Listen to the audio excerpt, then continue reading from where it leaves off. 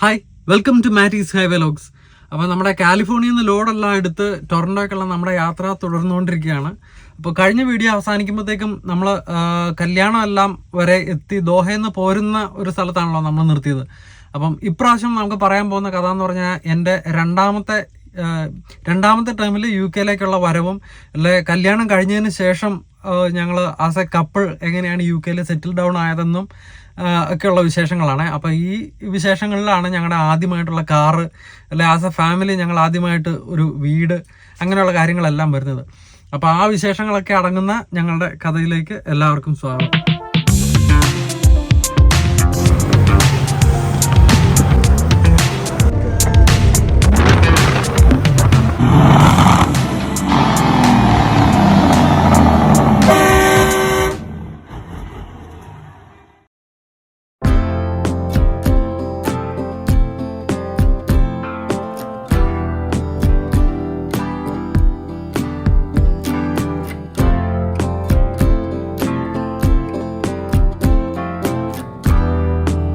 അപ്പോൾ ദോഹയിൽ നിന്ന് ഞാൻ പോരുമ്പോഴത്തേക്കും ഞങ്ങളുടെ കല്യാണത്തിന്റെ സമയത്ത് നീനായുടെ സ്റ്റുഡന്റ് വിസ കഴിഞ്ഞിട്ട് അവിടെ സ്റ്റേ ബാക്കിനുള്ള വർക്ക് പെർമിറ്റ് ഉണ്ടായിരുന്നല്ലോ. ആ വർക്ക് പെർമിറ്റിൽ നിന്നുകൊണ്ട് അവള് സെയിന്റ് ആൽബംസ് എന്ന് പറയുന്ന ഒരു സ്ഥലത്ത് അവള് ജോലി ചെയ്യുമായിരുന്നു. ആ വർക്ക് പെർമിറ്റും തീർന്ന് കല്യാണത്തിന്റെ സമയമായപ്പോഴത്തേക്ക് അവള് വേറൊരു വർക്ക് പെർമിറ്റിന് അപ്ലൈ ചെയ്തു.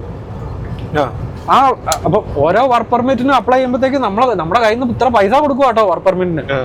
അപ്പൊ വേറൊരു വർക്ക് പെർമിറ്റിനും അപ്ലൈ ചെയ്ത് ഞങ്ങൾക്ക് ക്ലീവ്ഡൻ, ബ്രിസ്റ്റോളിനടുത്തുള്ള ക്ലീവ്ഡൻ എന്ന് പറയുന്ന ഒരു സ്ഥലത്ത് ഒരു വർക്ക് പെർമിറ്റ് കിട്ടി.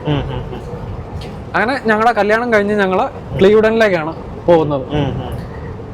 അപ്പൊ ക്ലീവ്ഡനില് ഞങ്ങളുടെ ജീവിതം ശരിക്കും സ്വർഗ സമാനമായിരുന്നു കേട്ടോ. ഞങ്ങള് ഭയങ്കര ഹാപ്പി ആയിരുന്നു. അപ്പം കല്യാണം കഴിഞ്ഞിട്ടാണ് പോകുന്നത് അല്ലേ? അതെ.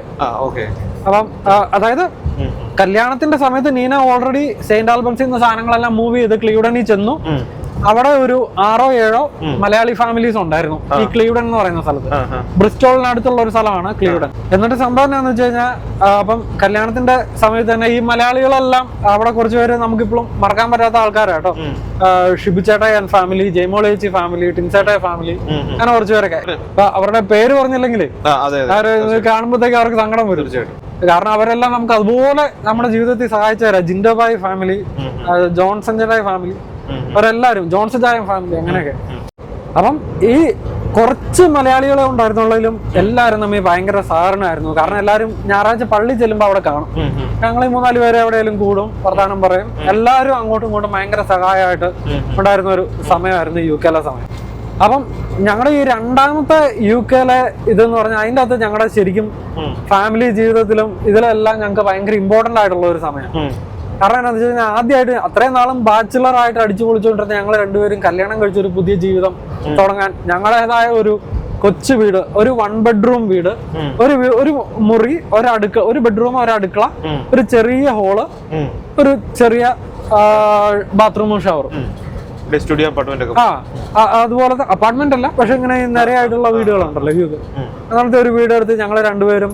അപ്പം രണ്ടുപേരും ആസ് എ കപ്പിൾ ഒരുമിച്ച് ജീവിക്കുക. രണ്ടുപേരുടെയും ഡിഫറൻസുകൾ കുറച്ചുകൂടെ സീരിയസ് ആയിട്ട് കാണുന്നു. പല പൊട്ടലും ചീറ്റിലും ഉണ്ടാകുന്നു. അതുവഴി ഞങ്ങൾ കൂടുതൽ അടുക്കുന്നു. എല്ലാ കപ്പിൾസിന്റെ ഫാമിലിയിലുണ്ടാകുന്നു, സ്വാഭാവികം. അപ്പൊ അതോടൊപ്പം തന്നെ ഞങ്ങളുടെ ജീവിതത്തിലെ ഫസ്റ്റ് കാറ് അവിടെ നിന്നാണ് ഉണ്ടാകുന്നത്.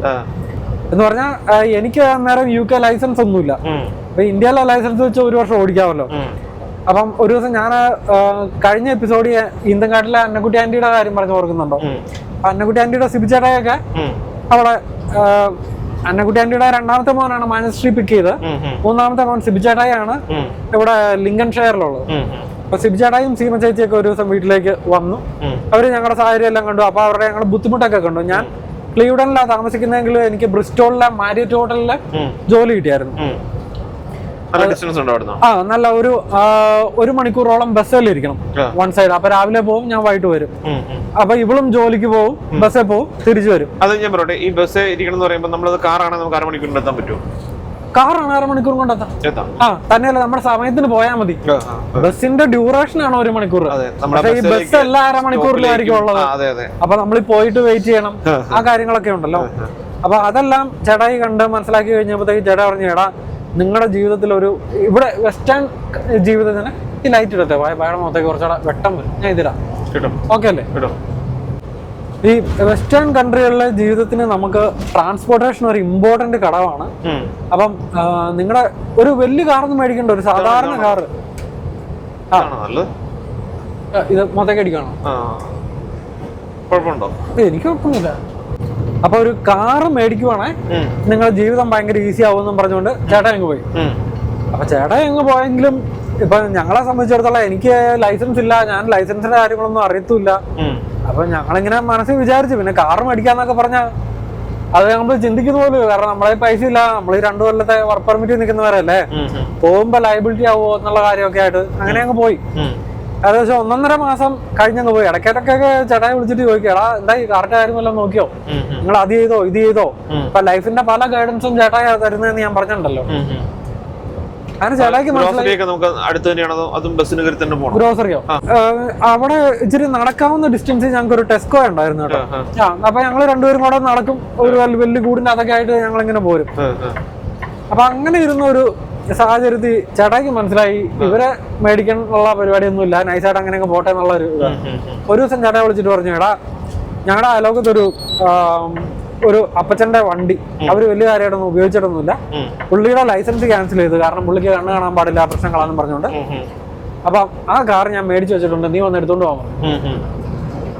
അപ്പത്തേക്കും നമുക്ക് കൈയും കാലും വരയ്ക്കാൻ പറഞ്ഞു, കാരണം നമുക്ക് UK ഓടിച്ച് പരിചയവും ഇല്ല, ലൈസൻസും ഇല്ല, ഒന്നുമില്ലല്ലോ. അപ്പം നമുക്ക് ഇന്ത്യൻ ലൈസൻസ് ഉണ്ടോ ഓടിക്കാവോ? ഇന്ത്യൻ ലൈസൻസ് ഉണ്ട്, കോമൺവെൽത്തുകളിൽ ഒരു വർഷത്തോളം ഓടിക്കാമല്ലോ. ആ സാധനം അവിടെ ഉണ്ട്. അതെ, അങ്ങനെ ഞാൻ ഞങ്ങളുടെ അവിടെ ഉണ്ടായിരുന്ന ചേട്ടായിമാരോടെല്ലാം പറഞ്ഞ് ഞങ്ങൾ 2 പേര് അല്ല 2-3 പേര് ഒരു ദിവസം എന്തായാലും ചേട്ടാ വണ്ടി മേടിച്ചിട്ടേക്ക് എടുത്തോണ്ട് പോകാനാ പറയണേ, നമ്മള് പൈസയുടെ കാര്യമൊന്നും പറയുന്നില്ല. അപ്പൊ ഞങ്ങള് ലിങ്കൺ ഷെയറിന് പോയി ചേട്ടായുടെ വീട്ടിൽ നിന്ന് ഒരു നിസാൻ മൈക്ര, പഴയ ഒരു നിസാൻ മൈക്ര, അതാണ് ഞങ്ങളുടെ ജീവിതത്തിലെ ആദ്യത്തെ കാറ്. അത് വന്നതോടുകൂടി ലൈഫിന് ഒരു കോൺഫിഡൻസ് ആയി, സമയമായി തുടങ്ങി. എന്ത് കാര്യത്തിനും ഇപ്പൊ ഇച്ചിരി എന്തേലും എന്നാ പറയുന്ന ഗ്രോസറി ഷോപ്പിങ്ങിനോ അല്ല ഇച്ചിരി ഇത് ഈ പറഞ്ഞ പോലെ വലിയ കവറും തൂക്കി പിടിച്ച് തണുപ്പത്ത് അങ്ങോട്ടും ഇങ്ങോട്ടും നടക്കാതെ എന്തിനും ഒരു ആശ്വാസമായി, ലൈഫ് ഫാസ്റ്റ് ആയി. സത്യമായിട്ടും ഈ കാറ് മേടിച്ചത് 300 പൗണ്ടിനാ. ആലോചിച്ച് നോക്കി, വെറും 300 പൗണ്ടിന്. നല്ല കാറായിരുന്നു കേട്ടോ. ഞാൻ UK പോരുന്നോളം വരെ ഈ നിസാൻ മൈക്ര ഉപയോഗിച്ചുകൊണ്ടിരുന്നത്. അപ്പം ഈ നിസാൻ മൈക്ര ഞങ്ങൾക്ക് തന്ന കാര്യങ്ങളാണ്. ഉദാഹരണം പറഞ്ഞു കഴിഞ്ഞാൽ അവിടെ താമസിച്ചുകൊണ്ടിരിക്കുമ്പോഴാണ് പിങ്കിമോനെ കൺസീവ് ചെയ്യുന്നത് UK വെച്ച്. അപ്പൊ നീന ഗർഭിണിയായി. അപ്പൊ ഇടയ്ക്കിടയ്ക്ക് ഞങ്ങൾക്ക് ഹോസ്പിറ്റൽ ചെക്കപ്പിന് പോകണം. അപ്പൊ ഹോസ്പിറ്റലിൽ ചെക്കപ്പിന് പോകുമ്പോഴത്തേക്ക് അതുവരെ എന്ന് പറഞ്ഞാൽ ഞങ്ങള് ഈ ചേട്ടായിമാരെ ആരെങ്കിലും വിളിച്ചിട്ട് ചേട്ടായി ഫ്രീ ആണോ, ഇന്ന ദിവസം ഫ്രീ ആണോ, ഹോസ്പിറ്റൽ അപ്പോയിന്റ്മെന്റ് ഉണ്ടോ ഒന്ന് കൊണ്ടുപോകാന്ന് ചോദിച്ചിട്ടുള്ള പോക്കായിരുന്നു. അപ്പൊ കുറെ തീർച്ചയായിട്ടും അല്ലെ വലിയൊരു ഉപകാരമായിരുന്നത്, ഭയങ്കര വലിയ. ഇപ്പം കാര്യം എന്നാന്നൊക്കെ പറഞ്ഞാല് ആർക്കും ഒരു ബുദ്ധിമുട്ടും ഇല്ല, അല്ലെ അവര് നമ്മളെ അതുപോലെ സഹായിക്കുവാണെങ്കിൽ നമുക്ക് ബുദ്ധിമുട്ടാ. ശരി, അവരുടെ പേഴ്സണൽ ടൈമിൽ നിന്നാണല്ലോ നമ്മൾ വിളിക്കണേ, ആവശ്യം വരുമ്പോ വിളിക്കേണ്ട സാഹചര്യം വരുവാണല്ലോ എന്നൊക്കെയുള്ള ഇതില്. കാരണം ഈ ഹോസ്പിറ്റലുമായിട്ട് കണക്ട് ചെയ്യുന്ന ബസ് എന്ന് പറഞ്ഞാൽ നമ്മള് ചിലപ്പം 2-3 ബസ് മാറി കയറി വേണം നമുക്ക് പോകാൻ വേണ്ടിട്ട്. ഇപ്പൊ ഈ ഗർഭിണിയായിട്ടുള്ള ഒരാളെ വെച്ചാൽ നമ്മൾ എത്ര ഒരു അവധി എടുക്കണം ആശുപത്രി പോകണമെങ്കിൽ. അപ്പൊ അങ്ങനെയുള്ള കാര്യങ്ങൾക്കൊക്കെ ഈ കാറ് ഞങ്ങൾക്കൊരു വലിയ. പിന്നെ അതുകൂടാതെ എന്റെ ജീവിതത്തിലെ ഏറ്റവും വലിയൊരു ഡിസിഷൻ ആയിരുന്നു ഇപ്പൊ നമ്മൾ ചെയ്യുന്ന ട്രക്കിംഗ് ചൂസ് ചെയ്യുന്ന ഒരു കാര്യമുണ്ടല്ലോ. അപ്പൊ ട്രക്കിംഗ് ആസ് എ കരിയർ എന്നൊരു സാധനം എന്റെ മനസ്സിലേക്ക് വരുന്നത് ആ സമയത്താണ്. ആ സമയത്തെന്ന് പറഞ്ഞു കഴിഞ്ഞാൽ ഞാൻ മാരിയറ്റ് ഹോട്ടലിലാണ് ജോലി ചെയ്യണമെന്ന് പറഞ്ഞല്ലോ. അപ്പം ഈ ഓരോ രാജ്യങ്ങളും ഞാൻ കഴിഞ്ഞ ഇതിൽ പറഞ്ഞില്ലായിരുന്നു കൾച്ചറിൽ, ഇപ്പം ജോബിന്റെ കൾച്ചറിലെല്ലാം ഭയങ്കര വ്യത്യാസം ഉണ്ടെന്നേ. ഇപ്പം മാരിയറ്റ് ഹോട്ടലിൽ ഞാൻ ജോലി ചെയ്യുമ്പോഴത്തേക്ക് ഞാൻ വരുന്നത് ഇന്റർകോണ്ടിനെന്റലിൽ നിന്ന്, ദോഹയിലെ ഇന്റർകോണ്ടിനെന്റലിൽ. അവിടെ എന്ന് പറഞ്ഞാൽ എക്സ്ട്രീം ലക്ഷറിയും റിച്ച്നെസിന്റെ ഇടയിൽ നിന്നും നമ്മൾ വരുന്നു. അതിന് മുമ്പ് നമ്മള് ക്രൗൺ പ്ലാസ അങ്ങനെയുള്ള കാര്യങ്ങൾ. അപ്പൊ ഇതിൽ നിന്ന് വന്നിട്ട് ഈ UK എന്നൊക്കെ പറഞ്ഞാൽ നമുക്ക് ഇതുപോലെ ഇത്രയും ക്വാളിഫൈഡ് ആയിട്ടുള്ള അല്ലെ ഹോട്ടൽ മാനേജ്മെന്റ് പഠിച്ച ഇതിനെ കുറിച്ചൊക്കെ വ്യക്തമായ ധാരണയുള്ള ആൾക്കാരെ ഹോട്ടൽ ഫീൽഡിൽ ജോലി ചെയ്യാൻ കിട്ടിയല്ല. ഇവിടെ എന്നൊക്കെ പറഞ്ഞാൽ ഇപ്പൊ പല യൂണിവേഴ്സിറ്റികളിലും അല്ലെ സ്കൂളിലും കോളേജിലും ഒക്കെ പഠിക്കുന്ന പിള്ളേര് അവരുടെ പാർട്ട് ടൈം ആയിട്ട് വരുന്നതാണ് ഹോട്ടലിലെ ജോലിക്കും കാര്യങ്ങൾക്കും ഒക്കെ. അവർക്കൊന്നും വലിയ ക്വാളിഫിക്കേഷൻ അവർ എക്സ്പെക്ട് ചെയ്യുന്നില്ല. മാനേജേരിയൽ പൊസിഷനിലുള്ളവർക്ക് മാത്രമേ എന്തായാലും ഒരു സ്കില്ലോ ക്വാളിഫിക്കേഷനോ അവർ പ്രതീക്ഷിക്കുന്നുള്ളൂ. അതും ആ ലെവലിലുള്ളവരൊക്കെ ഇതിൽ നിന്ന് ഒരു വ്യക്തമായ തിയററ്റിക്കൽ ബാക്ക്ഗ്രൗണ്ട് ഉള്ളവരല്ലാതെ അവരും ഈ പറഞ്ഞ പോലെ അവരുടെ സ്റ്റുഡന്റ് പീരീഡിൽ ടെമ്പററി ആയിട്ട് വന്ന ആൾക്കാർ പിന്നീട് ഇത് കൊള്ളാലോ, ഇനി ഞാൻ എന്തിനാ സ്കൂളിൽ പോകണം, എവിടെ നിന്ന് എനിക്ക് പൈസ കിട്ടുന്നുണ്ടല്ലോ എന്ന് തീരുമാനിച്ച് അവിടെ നിന്ന് കുറ്റിയായി പിന്നെ മാനേജർ ആവുന്നവരാണ് മാനേജറായിട്ടുള്ളവരും ഏത് വൈറ്റ്സൊക്കെ. അപ്പം അങ്ങനെയുള്ള ഒരു സെക്ഷനിൽ നിന്ന് ഞാൻ ഈ പ്രത്യേകിച്ച് ദോഹയിലെ ഒരു സെറ്റപ്പിൽ നിന്ന് വരുന്നതുകൊണ്ടെന്ന് പറഞ്ഞാൽ ഞങ്ങൾ ദോഹയിൽ ജോലി ചെയ്തുകൊണ്ടിരുന്ന ഹോട്ടല് ഭയങ്കര സെറ്റപ്പ് ഹോട്ടലാണ്. അപ്പൊ അവിടെ നിന്നൊക്കെ പറഞ്ഞാൽ അവിടെ ഞാൻ പ്രത്യേകിച്ച് റെസ്റ്റോറന്റ് ക്യാപ്റ്റൻ ആയിട്ടാണ് ഞാൻ അവിടുന്ന് ദോഹയിൽ നിന്ന് വരുമ്പോൾ 7 സ്റ്റാർ എന്നുള്ളത് ചുരുക്കം ചില ഹോട്ടലുകളെ വേൾഡിലുള്ളൂ. പക്ഷെ 5 സ്റ്റാർ നല്ല എക്സ്ട്രീം ലക്ഷറി. അതുകൂടാതെ അവിടത്തേക്ക് ഒരു ദിവസത്തെ ഒരു റെസ്റ്റോറന്റിലെ ടേൺ ഓവർ എന്ന് പറഞ്ഞു കഴിഞ്ഞാൽ നമുക്ക് പൈസ എണ്ണി മടുക്കും റിയാല്. അപ്പം അതുപോലത്തെ തിരക്കും വലിയ കാര്യങ്ങളൊക്കെ നടക്കുന്ന ഹോട്ടലിൽ നിന്ന് നമ്മൾ പെട്ടെന്ന് UK-ലെ, കാരണം നാച്ചുറലി ലൈഫ് ഇവിടെ സെറ്റിൽ ആണെങ്കിലും ഹോട്ടലുകളുടെ ഇതേ ഞാൻ ഉദാഹരണം പറഞ്ഞു കഴിഞ്ഞാൽ എനിക്ക് നല്ല കോൺഫിഡൻസ് ആയിരുന്നു. അപ്പം നീനയ്ക്ക് ഒരു സംശയമുണ്ട്, ഞാൻ വന്നു കഴിഞ്ഞാൽ എനിക്ക് എവിടെയെങ്കിലും ജോലി കിട്ടുമെന്നൊക്കെ. കാരണം ഞങ്ങളുടെ ക്ലീവ്ലൻഡിൽ അങ്ങനെ വലിയ ജോലിയൊന്നുമില്ല. അപ്പൊ ഞാൻ അവിടെ വന്ന് ജോബ് ആപ്ലിക്കേഷൻ അയച്ചിരുന്ന ഫസ്റ്റ് തന്നെ മാരിയറ്റിൽ നിന്ന് റെസ്പോണ്ട് ചെയ്തായിരുന്നു വരാൻ പറഞ്ഞുകൊണ്ട് ഇന്റർവ്യൂ. അപ്പൊ നാച്ചുറലി നമ്മള് എങ്ങനെയാ, കാരണം നമ്മള് റെസ്റ്റോറന്റ് ക്യാപ്റ്റനൊക്കെ ആയിട്ടാണല്ലേ അവിടെ നിന്ന് പോരുന്നത്. നമ്മുടെ ഒരു സ്റ്റാൻഡേർഡ് വെച്ചിട്ട് ഞാൻ എന്ത് ചെയ്തു, ഞാൻ നല്ലൊരു ഷർട്ടും ടൈയും നല്ലൊരു എക്സിക്യൂട്ടീവ് പാൻസും ഒക്കെ ഇട്ട് നല്ല ഫയലൊക്കെ പിടിച്ച് മാരിയറ്റിൽ പോയി റിസപ്ഷനിൽ ചെന്നിട്ട് പറഞ്ഞു എനിക്കൊരു ഇന്റർവ്യൂ ഉണ്ട്, ഇതുപോലെ മാനേജറുമായിട്ട് ഇന്റർവ്യൂ ഉണ്ട് എന്ന് പറഞ്ഞു. അപ്പൊ അവര് പറഞ്ഞു ഓക്കെ വെയിറ്റ് ചെയ്യുന്നു പറഞ്ഞു. എനിക്ക് റിസപ്ഷനിൽ ഒരു ഇത് വെയിറ്റ് ചെയ്തു. ഞാൻ റിസപ്ഷനിൽ ഇങ്ങനെ വെയിറ്റ് ചെയ്യുമ്പോഴത്തേക്ക് ഒരു പുള്ളിക്കാരി വന്ന്, ഒരു നമ്മുടെ ഡച്ചുകാരിയാ, ഒരു പുള്ളിക്കാരി വന്ന് അവിടെ എല്ലാം നോക്കിയിട്ട് അങ്ങ് പുള്ളിക്കാരി പോയി. വീണ്ടും വെയിറ്റ് ചെയ്യാം, വീണ്ടും പുള്ളിക്കാരി വന്ന് നോക്കിയിട്ട് പോയി. മൂന്നാമത് വന്നപ്പോഴത്തേക്കും പുള്ളിക്കാരി എന്നോട് ഒന്ന് ചോദിച്ചു അഴിയും മാറ്റി ഇന്റർവ്യൂവിന് വന്നാണ്. ഞാൻ പറഞ്ഞു അതെ. പുള്ളിക്കാരി അത്ഭുതപ്പെട്ടു പോയി, ഇതാരുടെ എക്സിക്യൂട്ടീവ് ലുക്കിലൊക്കെ ഇന്റർവ്യൂവിന് വന്നേക്കണേ. സാധാരണ അവിടെ വന്നവരെന്ന് പറഞ്ഞ സ്റ്റുഡൻസ് വരുന്നതുകൊണ്ട് ഷേവ് ചെയ്യാത്തവന്മാരും അവര് കാഷ്വലി പാർട്ട് ടൈം ജോബിന് വരുന്നതല്ലേ, അവർക്ക് അതിൻ്റെതായ സീരിയസ്നെസ് ഉള്ളൂ. കാരണം സൗകര്യം കൊണ്ട് എടുത്താൽ മതിയല്ല, അത് വേണമല്ലോ എന്നുള്ള രീതിയിലൊക്കെ. അപ്പൊ അതിന്റെ ഇടയിൽ നമ്മൾ വേണ്ട ഒരാൾ എക്സിക്യൂട്ടീവ് ലുക്ക് ഇതൊക്കെ പിടിച്ച് അപ്പൊ തന്നെ പുള്ളിക്കാരി വീണു. കാരണം പുള്ളിക്കാരി പോലെ ഈ ലുക്ക് ഇന്റർവ്യൂവിന് പോയിട്ടില്ല. എന്നിട്ട് ഇങ്ങനെ പുള്ളിക്കാരി ഒക്കെ ചോദിച്ചു. അപ്പൊ തന്നെ പുള്ളിക്കാരി ഇംപ്രഷൻ ആയിട്ടോ, ഒരു പാവം പുള്ളിക്കാരിയായിരുന്നു. അപ്പൊ പുള്ളിക്കാരി എന്നോട് ചോദിച്ചു എങ്ങനെ, അപ്പൊ നീ ഏത് ബാക്ക്ഗ്രൗണ്ടിൽ നിന്നാ വരുന്നേ, നീ ഇത്രയും ഡ്രസ്ഡപ്പ് ആയിട്ട് ഇന്റർവ്യൂവിന് വരുന്ന ആൾക്കാരെ ഞാൻ കണ്ടിട്ടില്ല. അപ്പൊ ബാക്ക്ഗ്രൗണ്ട് ഒക്കെ ഞാൻ ഇതുപോലെ ഞാൻ ഖത്തറിലായിരുന്നു, ദോഹയിലെ ഇന്റർകോണ്ടിനെന്റലിലാണ് വർക്ക് ചെയ്തത്. അപ്പൊ ഞാൻ ഇന്നുപോലെ റെസ്റ്റോറന്റ് ക്യാപ്റ്റൻ ആയിരുന്നു. റെസ്യൂമേ ആണല്ലോ. അപ്പൊ അവിടുത്തെ സർവീസിന്റെ സ്റ്റാൻഡേർഡും അല്ലെ അവിടുത്തെ പല കാര്യങ്ങളൊക്കെ ചോദിച്ചു കഴിഞ്ഞപ്പോഴത്തേക്കും പുള്ളിക്കാരുടെ കിളി പോയി. അപ്പൊ നമ്മള് കാരണം ഷെയ്ഖുമാരുടെ സർവ് ചെയ്യുന്ന ഷാമ്പെയിൻസും കാര്യങ്ങളെന്നൊക്കെ പറഞ്ഞാൽ അൾട്ടിമേറ്റും മറ്റേ ഡോം പെരിഗ്നോനും കാര്യങ്ങളൊക്കെ നമുക്ക് അങ്ങനെ ഭയങ്കര എക്സ്ട്രീം ലക്ഷറി സാധനങ്ങളല്ലേ, കാവിയറും കാര്യങ്ങളും എല്ലാം. അതൊന്നും ഇവിടുത്തെ മെനു പോലും ഇല്ല, എല്ലപ്പോഴും പോവുള്ളൂ. അല്ലെ അതൊന്നും ഇവിടുത്തെ ആൾക്കാർക്കൊന്നും അറിയത്തില്ല എന്നൊക്കെ. അപ്പൊ പുള്ളിക്കാരി പറഞ്ഞു നീ അഡ്ജസ്റ്റ് ചെയ്യാൻ ഇച്ചിരി പാടൊക്കെ പെടും. ഞാൻ പറഞ്ഞു വന്നത് പുള്ളിക്കാരി അവിടെ ജോലിക്ക് എടുത്തു. നമ്മൾ ജോലിക്ക് കയറി കഴിഞ്ഞപ്പം ഞാൻ ജോബ് വൈസ് അത്ര സാറ്റിസ്ഫൈഡ് അല്ല. കാരണം എന്താണെന്ന് വെച്ച് കഴിഞ്ഞാൽ ഒരു ഷിഫ്റ്റിൽ ആള് വരുമ്പോഴത്തേക്കും ഉണ്ടല്ലോ, എന്നെ സംബന്ധിച്ച് ഞാൻ ഒരു ഇച്ചിരി പെർഫെക്ഷനിസ്റ്റാണ്. ലൈക്ക് പ്രത്യേകിച്ച് ജോലിയുടെ ഒരു കാര്യത്തിൽ നമ്മളൊരു കാര്യം ഏൽപ്പിച്ചാൽ നമ്മൾ ചെയ്ത ജോലി ശരിയായില്ലെന്ന് വേറൊരാൾ പറഞ്ഞാൽ എനിക്ക് ഭയങ്കര വിഷമം. അപ്പൊ അതുകൊണ്ട് തന്നെ നമുക്ക് നമ്മുടെ വരുന്ന ഒരു ബാക്ക്ഗ്രൗണ്ട്, ഒരു സ്റ്റാൻഡേർഡും കാര്യങ്ങളും എല്ലാം ഉണ്ടല്ലോ. അപ്പൊ ഞാൻ അത് മാക്സിമം മെയിൻറ്റെയിൻ ചെയ്യാൻ ശ്രമിക്കും. പക്ഷെ അവിടെ നമ്മുടെ കൂടെ ജോലി എടുക്കുന്നവരെ, ഈ പറഞ്ഞ പിള്ളേര് പാർട്ട് ടൈമിന് വന്നവരും ജോബിനെ കുറിച്ച് കെയർ ചെയ്യാത്തവരും അവരവരുടെ അവർലി പൈസനെ കുറിച്ച് മാത്രമേ അവർ കെയർ ചെയ്യുന്നുള്ളൂ. അപ്പൊ അവർക്കൊക്കെ എന്റെ കൂടുതൽ വർക്ക് ചെയ്യാൻ ബുദ്ധിമുട്ടായി. പണി നീങ്ങുന്നില്ല, എന്നാൽ ഇവനീ കാണിക്കുന്നതിനനുസരിച്ച് അവര് പിടിച്ചിരുന്നില്ലേ അവർക്കും. മനസ്സിലായോ? അതുകൂടാതെ ഞാൻ മാരീഡ് ആണ്, എനിക്കിത് കഴിഞ്ഞാൽ ബസ് പിടിച്ച് എനിക്ക് എന്റെ കെട്ടികളുടെ അടുത്തേക്ക് പോകണം. ഇവര് ഇത് കഴിഞ്ഞിട്ട് എല്ലാരും കൊച്ചു പിള്ളേരല്ലേ, സ്റ്റുഡൻസ് അല്ലേ. അപ്പൊ ഇവരെല്ലാം കഴിഞ്ഞിട്ട് നിൽക്കുന്ന പാർട്ടിക്കും നൈറ്റ് ക്ലബും പരിപാടികൾക്കൊന്നും ഞാനില്ല. അപ്പൊ അങ്ങനെയൊക്കെ വരുമ്പോഴത്തേക്ക് ഒരു ഇച്ചിരി ഡിഫറൻസ് വരുമല്ലോ. തന്നെയല്ല ഇവരെല്ലാം വൈറ്റ്സും, ഞാൻ മാത്രം ആ സമയത്ത് ഇന്ത്യക്കാരനായിട്ട് ജോലി ചെയ്യുന്നത്. അപ്പം ആ ഒരു ഡിഫറൻസ് ഭയങ്കരമായിട്ട് എനിക്ക് ഫീൽ ചെയ്തു. അപ്പം ഞങ്ങളുടെ മാനേജറായിട്ട് ഈ മാനേജർ, ഈ ലേഡി ആണെങ്കിലും അസിസ്റ്റന്റ് മാനേജർ ഒരു പോളണ്ടുകാരനായിരുന്നു. അപ്പൊ പുള്ളി ഒരു പാവം മനുഷ്യൻ, എല്ലാ കാര്യങ്ങളും ഈ പറഞ്ഞ പോലെ കണ്ട് മനസ്സിലാക്കുന്ന ഒരു മനുഷ്യനായിരുന്നു. അപ്പൊ ഞാൻ റാൾഫ് എന്നാണ് പുള്ളിയുടെ പേര്. ഞാൻ പുള്ളിയോട് പറഞ്ഞു, സി റാൾഫ്, മോർണിംഗ് ഷിഫ്റ്റ് എന്ന് പറഞ്ഞൊരു ഷിഫ്റ്റ് ഉണ്ട്. അപ്പൊ നമ്മൾ വെളുപ്പിന് 5 മണിക്ക് വരണം, നമുക്ക് ബാർ തുറക്കണം. കാരണം കോഫി മെഷീൻ ഒക്കെ ബാറിലാണ്. ഇപ്പൊ UK-ലെ സ്റ്റാൻഡേർഡ് ഒക്കെ അനുസരിച്ച് അല്ല, ഇവിടെയൊക്കെ നമുക്ക് ബാറിന്റെ അകത്ത് കോഫി മെഷീൻ കാണുമല്ലോ. കാരണം കോഫിയും ഈ ഐറിഷ് കോഫി പോലെയുള്ള സാധനങ്ങളൊക്കെ ഉണ്ടാക്കാൻ വേണ്ടിയിട്ട് ഇത് അങ്ങനെയുള്ള കാര്യങ്ങളും. അപ്പൊ ഈ ബ്രേക്ക്ഫാസ്റ്റ് കഴിക്കാൻ വരുന്നവർക്ക് സാധാരണ ടീയും കോഫി മാത്രമാണ് ബ്രേക്ക്ഫാസ്റ്റിൽ ഇൻക്ലൂഡ്. അപ്പൊ അവർക്കൊക്കെ സ്പെഷ്യാലിറ്റി കോഫി ആയിട്ട് ചില ഇറ്റാലിയൻസ് ഒക്കെ വരുമ്പോൾ അവർക്ക് ക്യാപ്പച്ചിനോ അല്ല ലാത്തെ അങ്ങനെയൊക്കെ വേണം. അപ്പൊ അങ്ങനെയുള്ള വല്ല ഓർഡറും വന്നാൽ അവർക്ക് വേണ്ടിയിട്ട് നമ്മൾ ഈ സാധനം ഓപ്പൺ ചെയ്തേക്കാം 5 മണിയാകുമ്പോൾ. അപ്പൊ 5 മണി തൊട്ട് ഉച്ച കഴിഞ്ഞ് 3 മണി വരെയുള്ള ഒരു ഷിഫ്റ്റില് സാധാരണ ഗതിയിൽ 2 പേരാ ഡീൽ ചെയ്യുന്നത്. ഞാൻ നോക്കിയപ്പോഴത്തേക്കും ഇത് എന്നെ സംബന്ധിച്ച് ഒറ്റയ്ക്ക് ഹാൻഡിൽ ചെയ്യാവുന്ന കാര്യമുള്ളൂ. കാരണം ഖത്തറിൽ എന്നൊക്കെ പറഞ്ഞാൽ ഉണ്ടായിരുന്ന തിരക്കിന്റെ 4-1 5 ഇല്ല ഇവിടെ നമുക്ക് തിരക്ക്. ഇത് നോക്കാൻ 2-3 പേരുണ്ട്. ഈ ആള് കൂടുമ്പോ പാമ്പ് ചാവൂലെന്ന് പറഞ്ഞ പോലെ പണി നീങ്ങുകയില്ല. അതേസമയം ഞാൻ ഒറ്റയ്ക്ക് ഉള്ളെങ്കിൽ എനിക്ക് സുഖമായിട്ട് ഈ പരിപാടി എല്ലാം വേറെ ആരോടും ഡിസ്കഷനും അല്ല അവന്റെ ചീത്തമുഖം കാണാതെ എനിക്ക് തന്നെ ഈ പണിയെല്ലാം ചെയ്യാം. ഞാൻ പറഞ്ഞു റാഫിനോട്, റാഫ് എനിക്ക് മോർണിംഗ് ഷിഫ്റ്റ് പെർമനന്റ് ആയിട്ട് താ. കാരണം ഇവരിങ്ങനെ മിക്സ് ചെയ്യുവാണല്ലോ ആൾക്കാരെ. എന്നിട്ട് ബാക്കി എല്ലാവരും നിങ്ങൾ ഈവനിങ് ഷിഫ്റ്റ് കിട്ടോ. 3 മണിക്ക് ഞാൻ പോകുമ്പോ ഈവനിങ് ഷിഫ്റ്റുകാർ വരും. അങ്ങനെ ഒന്ന് ട്രൈ ചെയ്തൂടെ? അപ്പൊ പുള്ളിക്ക് ആകെ കൺഫ്യൂഷൻ ആയി. മാത്യു ഇല്ല, നല്ല തിരക്ക് വരും, അതാ ഇതാ. ഞാൻ പറഞ്ഞു ഒരു 2-3 ദിവസം ഒന്ന് ട്രൈ ചെയ്ത് നോക്ക്. ഒരു ബാക്കപ്പിന് ഇവരവിടെ ഉണ്ടല്ലോ. കാരണം ഓഫീസിലെ മാനേജറിനെ ഒന്ന് സപ്പോർട്ട് ചെയ്താൽ പോരെ. അങ്ങനെ ട്രൈ ചെയ്ത് 2 ദിവസം ട്രൈ ചെയ്തപ്പോ അവർക്ക് മനസ്സിലായി ഞാനിത് പുഷ്പം പോലെ ഓടിക്കുന്നുണ്ട്. അങ്ങനെ എനിക്ക് ആ ഷിഫ്റ്റ് പെർമനന്റ് ആയി. മോർണിംഗ് ഷിഫ്റ്റ് ഞാൻ ഒറ്റയ്ക്ക്, സ്വസ്ഥം, സമാധാനം.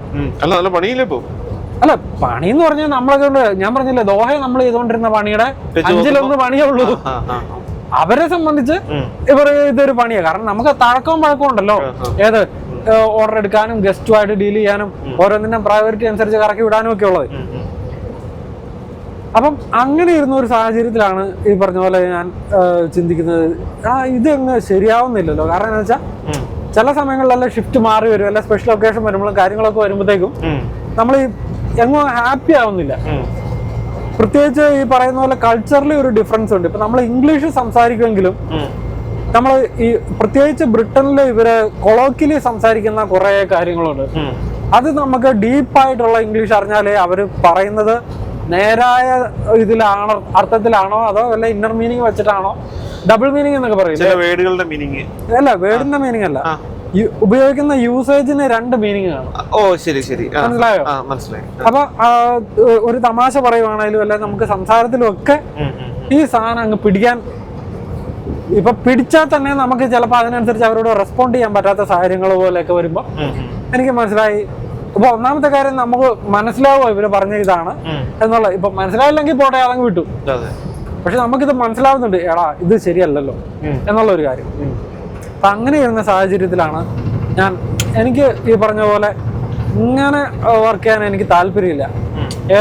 കുറെ പേരുടെ ഇടയിൽ ഇങ്ങനെ സ്ട്രെസ്സും അല്ലെങ്കിൽ ഇതും സഹായിച്ചുകൊണ്ട് എനിക്ക് എന്റേതായ ഒരു സെക്ഷനിൽ ഞാൻ ഒറ്റയ്ക്ക് ജോലി ചെയ്യാൻ ഹാപ്പിയാണ്. അപ്പൊ അങ്ങനെയുള്ള ഒരു ജോലി ഞാൻ എവിടെ കണ്ടുപിടിക്കാൻ പറ്റും എന്നിങ്ങനെ പല ജോബുകളെ കുറിച്ച് ഞാൻ ഇങ്ങനെ ഫ്രീ ടൈം കിട്ടുമ്പോൾ ആലോചിച്ചിരുന്നതിന്റെ ഒരു സാഹചര്യത്തിൽ അവിടെ ബ്രിസ്റ്റോളിൽ തന്നെയുള്ള ഞങ്ങളുടെ ഒരു നാട്ടിൽ നിന്ന് പുറംകാരനായിട്ടുള്ള ഒരു ചേട്ടയുടെ വീട്ടിൽ പോവുകയും ആ ചേട്ടാ ഇതുപോലെ ട്രെയിലർ ഓടിക്കുകയെന്ന് ഞാൻ മനസ്സിലാക്കി.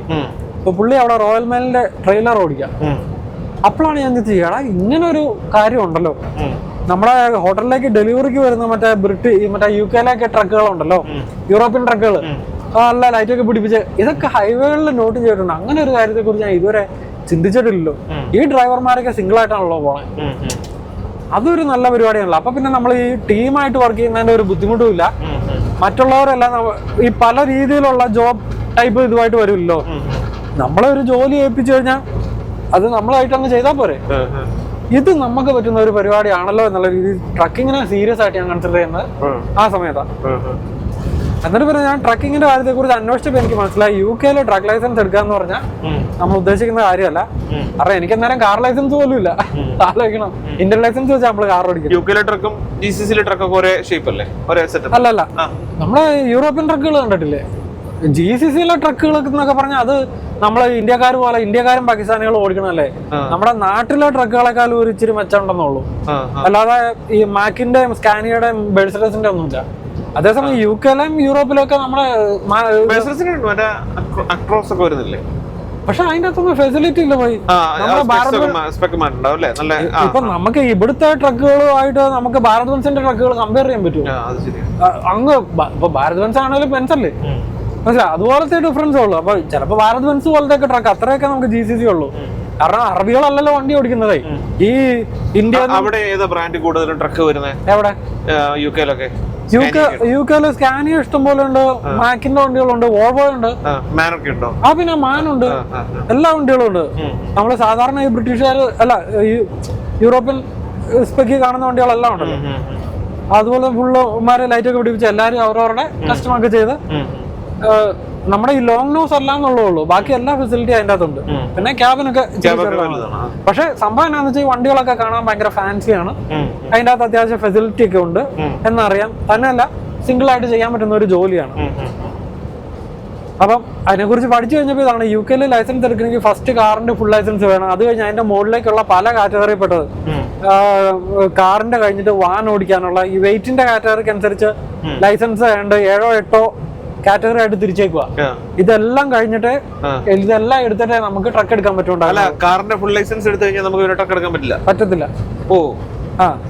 അപ്പൊ അതിന് ടൈം ടേക്കിംഗ് പ്രോസസ്സുമാണ്, മണി ഭയങ്കരമായിട്ട് വരുന്ന ഒരു സാഹചര്യമാണെന്ന് മനസ്സിലായി. അപ്പം ബേസിക്കലി ഞങ്ങൾ വർക്ക് പെർമിറ്റിലായതുകൊണ്ട് തന്നെ 2 കൊല്ലം കഴിയുമ്പോൾ നമ്മുടെ ഫ്യൂച്ചർ എന്താണെന്നുള്ളത് ഗോവിന്ദ അല്ലെ, അത് കയ്യാലപ്പുറത്തിരിക്കുന്ന ഒരു കാര്യം. അപ്പൊ അതങ്ങനെ വെച്ചുകൊണ്ട് ലൈസൻസിന് വേണ്ടിയിട്ട് ഈ പൈസ മുഴുവൻ ഇൻവെസ്റ്റ് ചെയ്യുന്നത് ശരിയല്ല എന്നൊക്കെയുള്ള കാര്യത്തിൽ അതങ്ങോട്ട് മുന്നോട്ട് പോയി. എനിക്ക് തോന്നുന്നു നമ്മുടെ വീഡിയോ ആവശ്യത്തിന് ലെങ്തി ആയിട്ടുണ്ട്. അപ്പം യുകെയിലെ ബാക്കി ജീവിത വിശേഷങ്ങളും പിന്നീട് കാനഡയിലേക്ക്, അപ്പം നീനയുടെ ആ ഒരു കനേഡിയൻ ആപ്ലിക്കേഷൻ ഉണ്ടല്ലോ ക്യൂബക് ഇമിഗ്രേഷൻ വഴി, അപ്പൊ അതിന്റെ പ്രോഗ്രഷൻ, ഞങ്ങളുടെ ജീവിതത്തിന്റെ ബാക്കിയുള്ള കാര്യങ്ങൾ, അതെല്ലാം നമുക്ക് അടുത്ത വീഡിയോ കൂടെ കൊണ്ടുവരാം. അപ്പം നമ്മുടെ ചാനലിന് നോട്ടിഫിക്കേഷൻ പലർക്കും കിട്ടുന്നില്ല എന്ന് ഒരു കംപ്ലൈന്റ് ഇപ്പോഴും ഉണ്ട് കേട്ടോ. അപ്പൊ അങ്ങനെയുള്ളവര് നമ്മുടെ ആ ബെൽ ബട്ടൺ ഇല്ലേ, ബെൽ ബട്ടൺ ഒന്ന് ഞെക്കിയാക്കണേ. അപ്പൊ കാരണം ചിലർ സജസ്റ്റ് ചെയ്തു ചിലപ്പോൾ ബെൽ ബട്ടൺ ഞെക്കാത്തതുകൊണ്ടായിരിക്കാം, ബെൽ ബട്ടൺ ഞെക്കിയവർക്കൊക്കെ വരുന്നുണ്ട് എന്ന്. ഇനിയിപ്പോൾ ബെൽ ബട്ടൺ ഞെക്കിയവരാണെങ്കിൽ ഒന്നോടെ ഒന്ന് ഡബിൾ ക്ലിക്ക് ചെയ്ത് അതൊന്ന് റിഫ്രഷ് ചെയ്ത് വെച്ചേക്കണേ, എന്നാലേ നമ്മുടെ നോട്ടിഫിക്കേഷനൊക്കെ വരുള്ളൂ. കാരണം നിങ്ങളുടെ സപ്പോർട്ടാണ് നമുക്ക് ഏറ്റവും വലുത്. അപ്പം ബാക്കി വിശേഷങ്ങളുമായിട്ട് നമുക്ക് അടുത്ത വീഡിയോ കാണാം.